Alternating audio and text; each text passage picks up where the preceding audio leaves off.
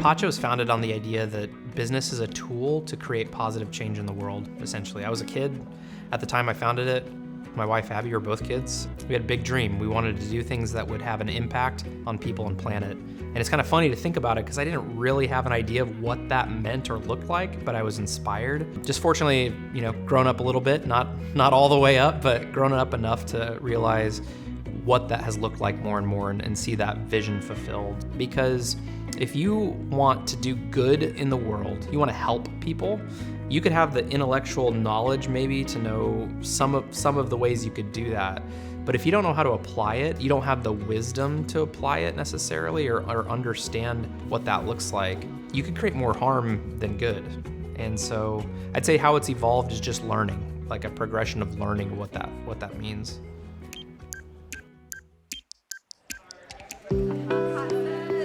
That's that palm kernel. Do you see the bubbles? So, there's this idea of extraction, where just constantly extracting value from things or from people, but that doesn't last. That's not sustainable. So in fact, you got to go the other way, which is how is this building up communities? How is this building up soil? How is this building up biodiversity? That's the way it's intended.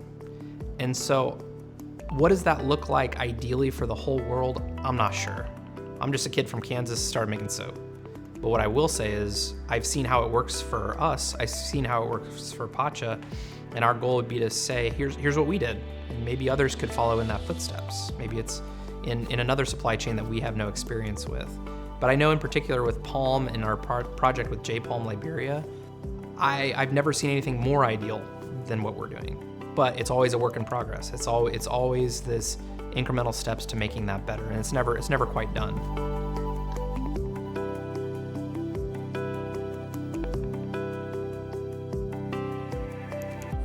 Usually around the world, when people hear about palm oil, the focus is on the large-scale industrial plantations, and there's an association with environmental degradation, destruction of animal habitats, land grabbing. And while that may be true for some of the large-scale operations, in most of West Africa, including Liberia, palm trees grow wild. These are natural trees in the forest that nobody has to clear out the rainforest to plant. Unfortunately, most of the smallholder farmers live in poverty, live on less than $2 per day, because the farmers don't have access to the right processing tools, and so they have to use their bare hands to squeeze out the palm oil. So what we do essentially is that we partner with the wild harvest communities to build these mini milling sites that enable them to produce palm oil much more efficiently. We are working with wild harvest palm oil producers in Liberia, where we provide them access to machines that enable them to produce oil more efficiently and increase their yields. And then we take those palm kernels and transform them into palm kernel oil that we supply to companies such as Pacha. To see the increase in output from the palm that's being harvested, the hours that are being saved day in and day out, the efficiency that's created, and then it's also a safer option, a safer process that's easier on their bodies as well.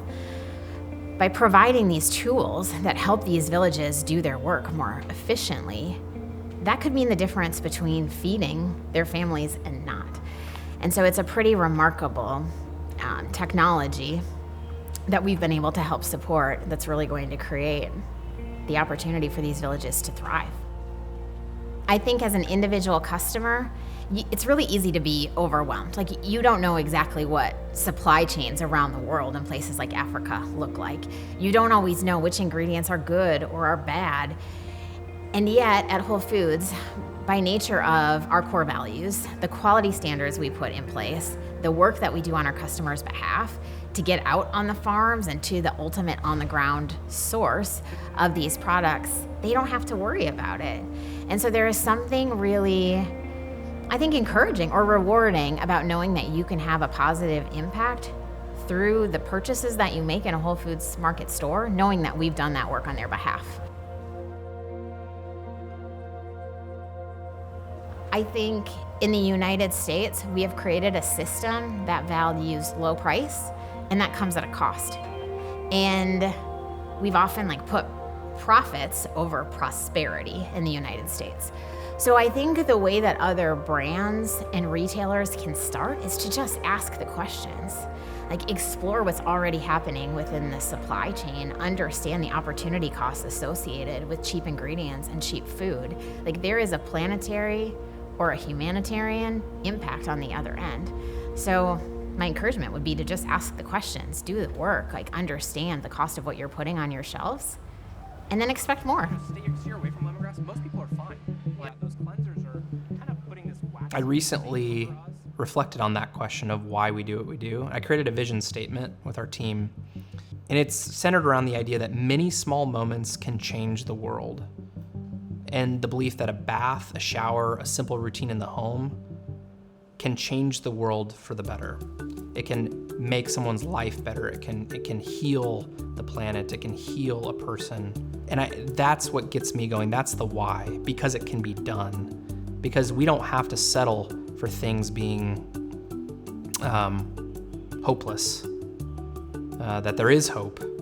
And we're put on this planet as people to find that hope, to lean into it, to not succumb to the negativity that's out there that so many of us feel. We feel like we can't do something. We feel powerless. And the truth is, we're not powerless. The truth is that we can make an impact with ourselves, with each other, with the world, but it requires action.